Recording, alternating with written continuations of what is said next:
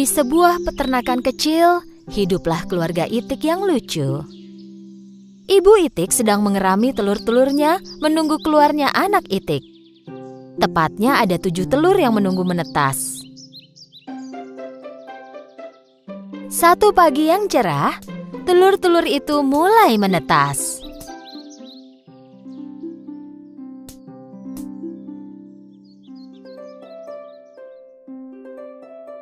Anak Itik mulai beradaptasi dengan dunia baru.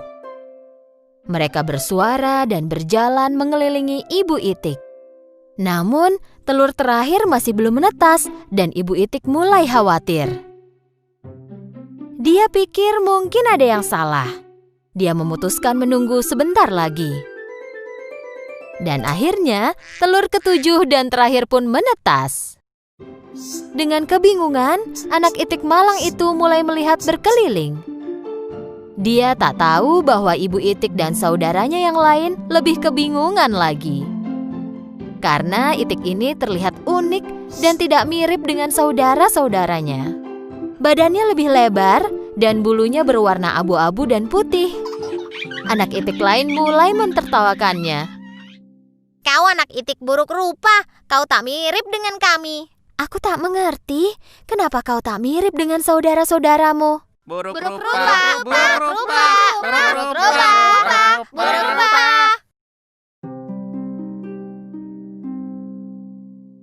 Setelah beberapa waktu, anak Itik itu pun tumbuh besar. Tapi anak Itik buruk rupa tetap lebih besar daripada saudaranya, demikian juga warna bulunya. Kau tumbuh dengan cepat. Kenapa kau tetap terlihat buruk rupa? Waktu berlalu dan anak Itik buruk rupa tumbuh menjadi Itik yang penyendiri dan murung. Saudara-saudaranya tak mau bermain dengannya. Kami tak akan mau bermain denganmu karena kau buruk rupa. Semua hewan lain di peternakan itu pun mengejeknya. Itik buruk rupa, Itik buruk rupa. Nya.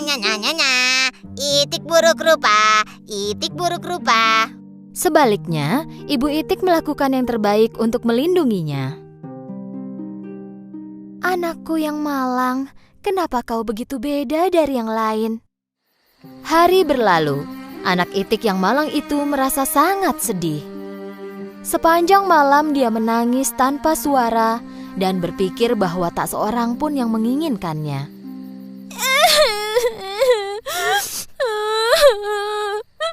Kenapa aku buruk rupa? Kenapa aku tak mirip seperti saudaraku? Satu hari, pemburu mendekati danau dekat tempat tinggal mereka. Pemburu mulai berburu Itik yang mereka lihat. Saat Ibu Itik mencari makanan untuk anak-anaknya, dia tertangkap oleh pemburu. Anak Itik buruk rupa tak tahu apa yang terjadi. Dia menunggu ibunya kembali sampai esok paginya.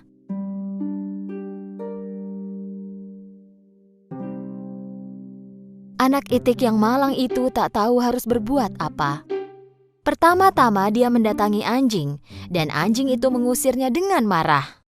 Pergilah. Tak boleh ada yang melihatku bicara dengan Itik buruk rupa sepertimu. Kemudian Itik buruk rupa mendatangi ayam. Tapi ayam juga mengejeknya. Bahkan aku pun terlihat lebih baik darimu. Bak. Itik buruk rupa sangat sedih. Tak seorang pun menginginkanku di sini.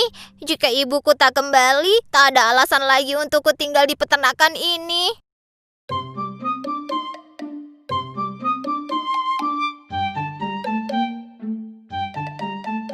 Pagi itu, Itik buruk rupa meninggalkan peternakan.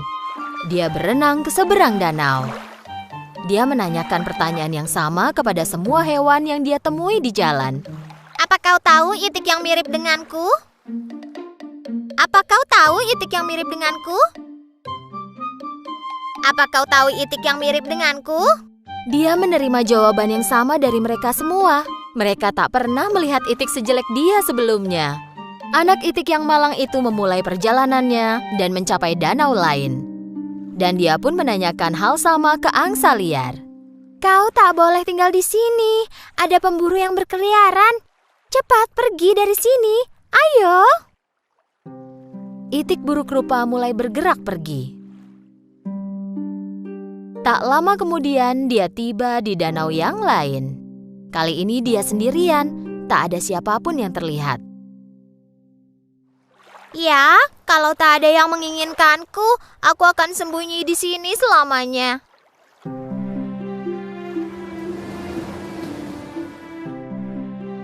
Meskipun sendirian, dia sangat bahagia. Suatu hari, dia melihat sekelompok burung berleher panjang putih bermigrasi ke selatan. Dia melihat mereka dengan kagum. Mereka cantik sekali. Kuharap aku bisa seperti mereka.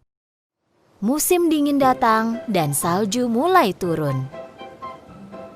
Itik buruk rupa jatuh cinta dengan pemandangan salju pertamanya.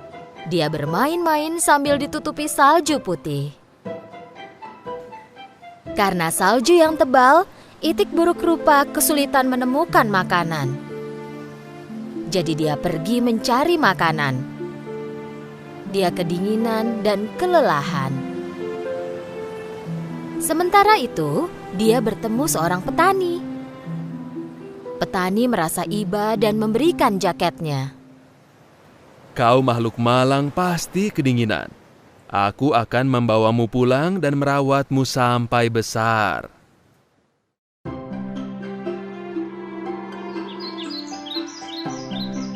Petani menepati janjinya dan merawat anak itik itu. Saat musim semi tiba, itik buruk rupa sudah tumbuh besar. Supaya bisa punya tempat yang luas untuk bergerak, petani meninggalkan itik itu di danau. Kembali sendirian, tak lama itik buruk rupa melihat bayangannya di air. Tapi dia kagum pada apa yang dia lihat. Pertama-tama, dia tak mengenali dirinya sendiri. Dia pikir ada orang lain di belakangnya. Jadi dia melipat sayapnya dan melihat bayangannya pun melakukan hal yang sama. Dia merentangkan lehernya dan bayangannya pun meniru gerakan itu. Saat itu dia tahu bahwa burung luar biasa ini tak lain adalah dirinya sendiri. Oh, aku berubah sekali. Aku terlihat seperti burung yang terbang itu. Aku harus pulang dan menunjukkan diriku. Lalu dia pun pergi. Saat berenang di danau, dia bertemu sekelompok angsa. Karena kini dia adalah kawanan mereka, angsa itu mengajaknya ikut. Itik buruk rupa bepergian dengan sukacita bersama angsa. Seorang anak di tepi danau berteriak kepada temannya saat melihat sekelompok angsa. Hei, lihat angsa muda yang ada di belakang. Itu angsa tercantik yang pernah kulihat. Ya, dari awal dia memang adalah seekor angsa. Dia hanya telur malang yang tercampur bersama telur itik.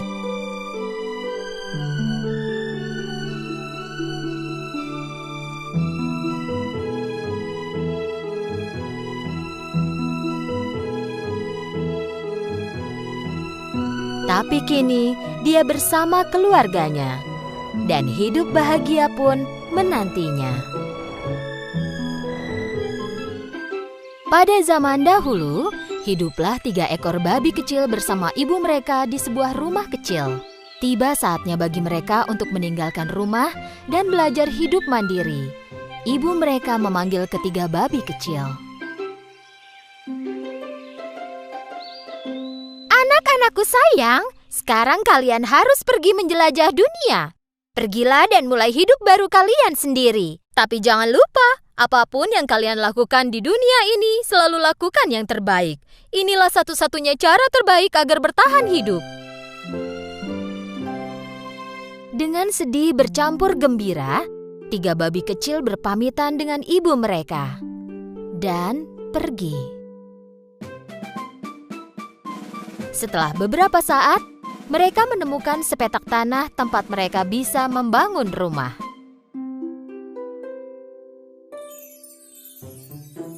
Babi yang bungsu bersikukuh ingin membangun rumahnya dari jerami. Pikirnya itulah cara termudah dan tercepat untuk membangun rumah. Jadi dia punya banyak waktu untuk bermain. Babi yang bungsu menyelesaikan rumahnya dalam sehari. Dia berteriak kepada babi-babi lainnya. "Hei kalian, aku sudah selesai." Babi yang sulung melihat rumah itu. Oke, tapi rumah ini tidak terlihat kokoh sama sekali. Bagaimana kita bisa melindungi diri dari serigala? Babi yang bungsu tidak mempedulikan perkataan kakaknya. "Jangan khawatir, tak akan terjadi apa-apa." Oke, jangan bilang aku tak memperingatkanmu ya. Babi yang tengah memutuskan untuk membangun rumahnya dari kayu. Dari ranting-ranting yang dia kumpulkan di hutan, dia memutuskan untuk membangun rumah kecil. Rumahnya selesai dalam 3 hari. Rumah ini sedikit lebih kokoh daripada rumah yang terbuat dari jerami. Babi yang sulung berjalan mendekati babi yang tengah. Adikku sayang, pekerjaanmu bagus sekali, tapi ini tidak terlihat aman. Apa rumah ini akan melindungi kita dari serigala? Babi yang tengah menjawab. Jangan khawatir, rumah ini sangat aman. Oke, jangan bilang aku tak memperingatkanmu ya. Ketika 2 babi kecil lain bersenang-senang di rumah baru mereka, babi yang sulung masih terus bekerja. Karena dia membangun rumahnya dari batu bata dan batu. Babi lainnya berpikir kalau usahanya itu sia-sia. Mereka hanya bermain dan bersantai.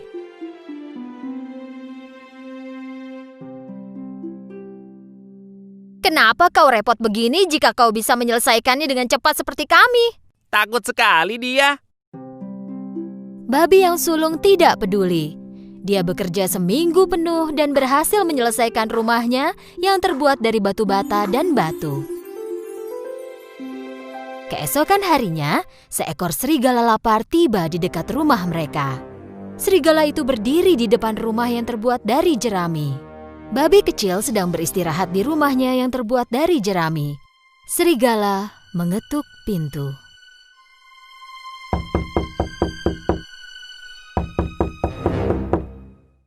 Buka pintunya dan biarkan aku masuk. Jika tidak, aku akan meniup rumahmu dan menghancurkannya. "Kau tak bisa menyentuhku, rumahku cukup kokoh." Dan serigala pun menarik nafas dan meniup rumah jerami dan menghancurkannya. Untungnya babi kecil berhasil kabur dan melarikan diri ke rumah kakaknya yang terbuat dari ranting kayu. Babi itu mengetuk pintunya. Ketika babi yang tengah membuka pintu, babi yang bungsu langsung masuk ke dalam. "Cepat, tutup pintunya, serigala bisa masuk ke sini." Jangan khawatir, dia tak akan bisa melakukan apapun pada rumah ini. Tak lama kemudian, serigala datang ke rumah kayu babi kedua dan berteriak. Buka pintunya dan biarkan aku masuk. Jika tidak, aku akan meniup rumahmu dan menghancurkannya. Kau tak bisa menghancurkan rumahku. Dan serigala pun menarik nafas, meniupkan nafasnya, dan menghancurkan rumah kayu itu. Kedua babi kecil pun berlari menuju rumah babi ketiga dan nyaris tertangkap serigala. Serigala menuju kemari, apa yang akan kita lakukan? Babi yang sulung menjawab dengan sangat yakin. Jangan khawatir, serigala tak akan bisa masuk ke rumah ini. Tak lama kemudian, serigala lapar datang ke rumah batu babi sulung dan berteriak kepada ketiga babi. Buka pintunya dan biarkan aku masuk. Jika tidak, aku akan meniup rumahmu dan menghancurkannya. Sebaiknya kau menyerah, serigala jahat. Kau tak akan bisa masuk ke rumah ini. Serigala menjadi sangat marah. Dia menarik nafas dan menghembuskannya. Tak terjadi apa-apa. Dia tak bisa menghancurkan rumah batu itu. Serigala mencoba terus, tetapi tak bisa menggerakkan satu batu pun. Akhirnya, karena kelelahan, serigala memutuskan cara lain untuk masuk. Dia melihat cerobong asap di atap dan mulai memanjat. Menyadari serigala sedang memanjat atap dan turun dari cerobong, babi segera menyalakan perapian tepat di bawah cerobong asap itu dan menaruh sepanci besar air di atas kayu. Serigala tak bisa memanjat keluar dari cerobong dan jatuh ke bawah. masuk tepat ke dalam air mendidih di dalam panci. Tolong, aku terbakar. Selamatkan aku. Tolong. Akhirnya, setelah terbebas dari serigala, para babi kecil saling berpelukan dengan sukacita. Besoknya, 3 babi kecil mengunjungi rumah ibu mereka untuk menceritakan semuanya. Babi yang bungsu duduk di samping ibu mereka. Kau benar, Bu. Apapun yang kita lakukan di dunia ini, kita harus melakukan yang terbaik. Jika kau sungguh-sungguh, pasti akan berhasil. Sejak saat itu, kedua babi itu tidak pernah malas lagi. Mereka bekerja keras seperti kakak mereka dan hidup bahagia dan aman.